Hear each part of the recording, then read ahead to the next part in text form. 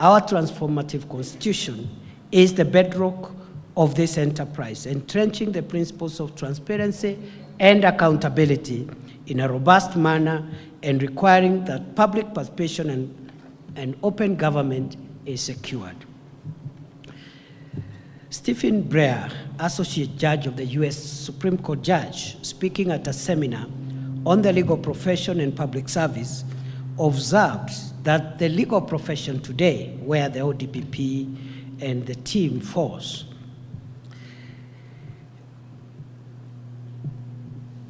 projects two very different images. On the one hand, there is the image of the legal profession implicit in the lawyer jokes and lawyer books, like a book called Lawyers and Other Reptiles, which has very many jokes about lawyers and what they do and how they get away with so many things. That is the one image of our legal profession. But there is a second image projected by the legal profession, namely the more positive image that the lawyer is a problem solver, a statesman, and a productive participant in public life. The DPP operates within the latter projection, the latter image, that a prosecutor is a problem solver. We need to fight corruption. The prosecutor must help the society by bringing into account or bringing to account those who misuse public resources. So the lawyer then, the prosecutor, is a problem solver and a productive participant in public life. As an essential agent of the administration of criminal justice, the prosecutor's role is one of great responsibility. And I dare say the responsibility of the prosecutor under our Constitution is immense. It's tremendous. But as the saying goes, to those much is given, much is required. And therefore, this responsibility comes with great requirements of accountability. In most systems, the core functions of the prosecutor is the making of the decision to prosecute and also representing the prosecution in court. In other jurisdictions, the prosecutor investigates crime and supervises investigators' compliance with procedural rules. In many systems around the world, the prosecutor also may have a role in representing the public interest and protecting vulnerable people. Indeed, prosecutors are obliged to carry out their functions fairly, impartially, and objectively, to respect and protect human rights, to ensure that the criminal justice system operates as expeditiously as possible, to abstain from discrimination on any grounds, and to ensure equality before the law.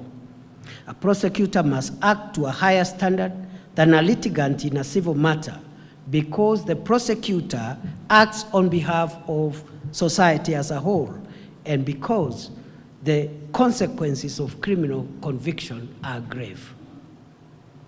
This mandate and responsibility of the prosecutor therefore require the prosecution and indeed all legal practitioners operating in this space to be like Caesar's wife, beyond reproach, and to hold the highest standards of ethics and integrity. Whereas the greater majority within the ODPP and indeed the public legal sector space have lived up to this billing of being problem solvers and active participants in public life and upholding integrity.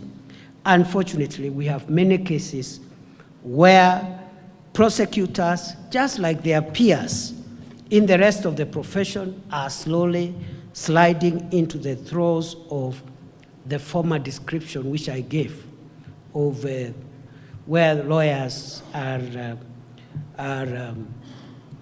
characterized as reptiles and predators and all manner of descriptions, which is very unfortunate.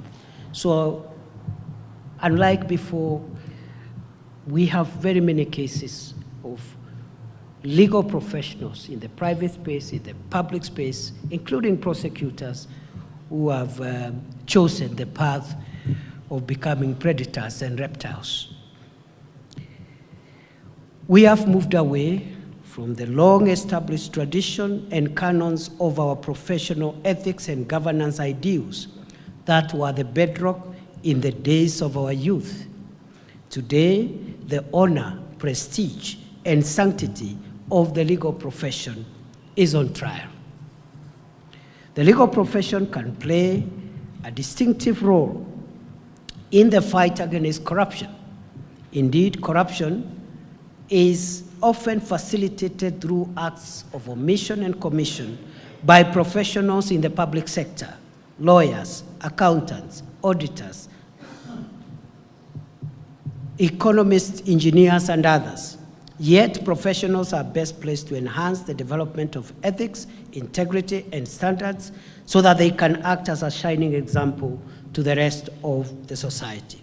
It is imperative that the leadership of professional legal institutions, especially those in the public sector, including the judiciary, the Attorney General's office, and the ODPP, take deliberate effort to restore us to the dignified path of yesteryears.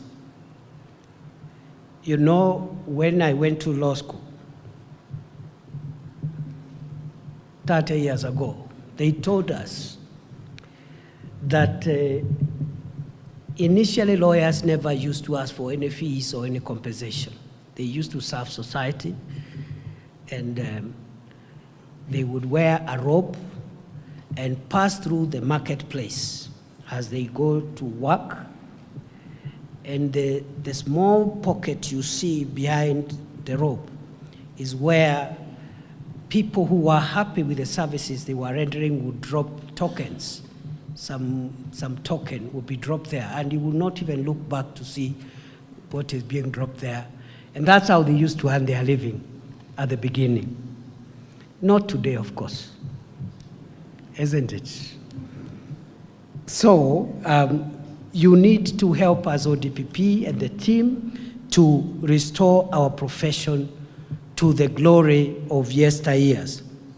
I commit to playing my part in this regard, not only as a member of this profession myself, but also as a steward of the ongoing deliberations between the three arms of government on the anti-corruption and good governance tenets to guide our common future as a modern, prosperous, democratic nation. What His Excellency the President has done is to encourage the three arms of government to reach out to each other on areas where we require convergence without interfering with any independent institution.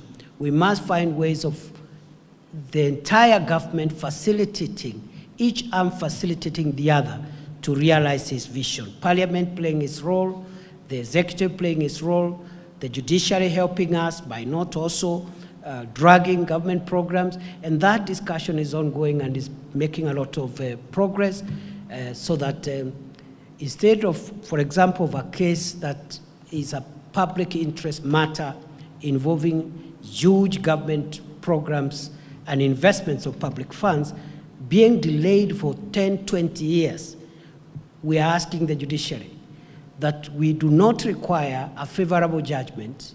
Let the judgment be on merit, but please let the judgment be made fast enough so that we can decide whether to free the resources to other programs or not, other than holding it back in endless injunctions, conservatory orders, and other things until it is disposed of 20 years after the fact.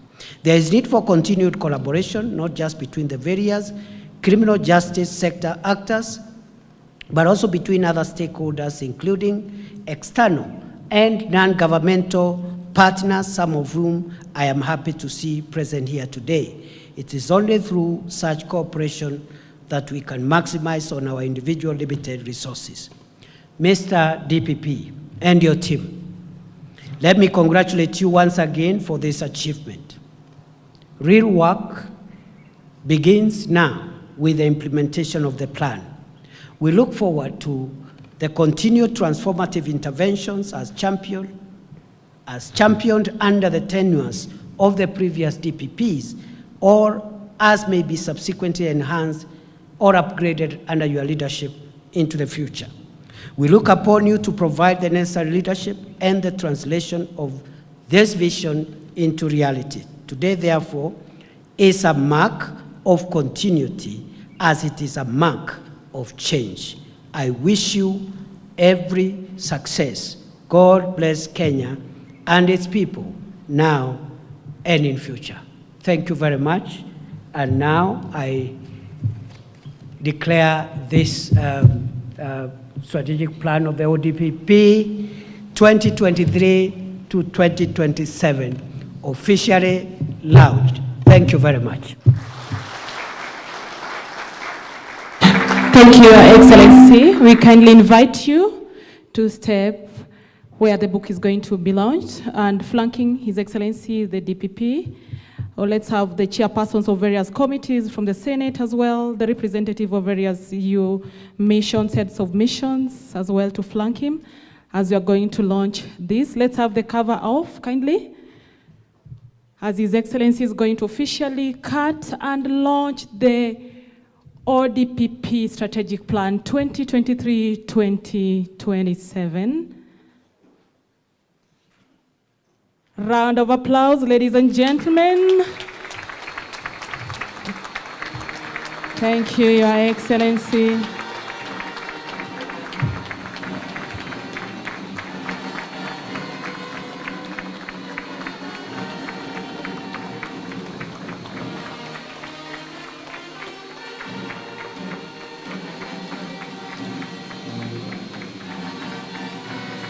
That is the ODPP Strategic Plan 2023-2027. Let's all of us have our books with us so that we just pause for a photo session there. Let's have the books that were placed on our seats. The people flanking His Excellency the Deputy President, we were having our books with us.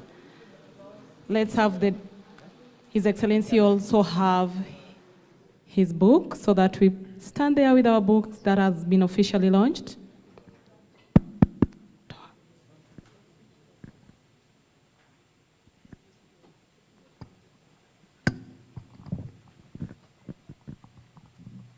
Kindly let's take a line so that we have a photo for the same.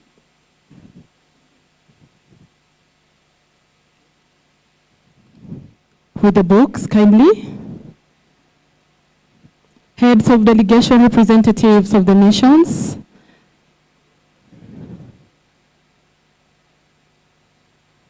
Let's have the two join kindly. Thank you. Madam, please. Madam, the other side.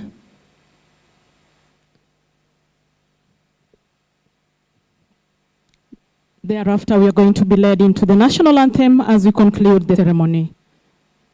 We'll request after the photo session that the rest of us, we take our position. We allow His Excellency to receive the national anthem. Thank you so much. Let's allow His Excellency to remain on the podium to receive the national anthem. The Kenya Prison Service Band, in a moment, if you're ready, the national anthem.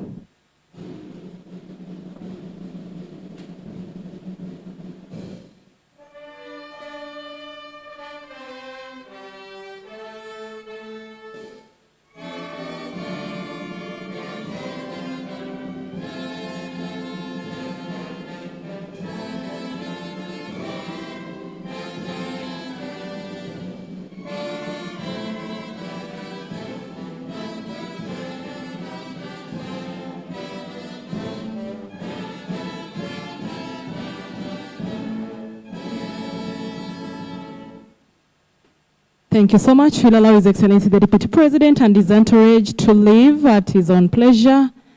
Thank you so much, ODPP. Until next time, adios.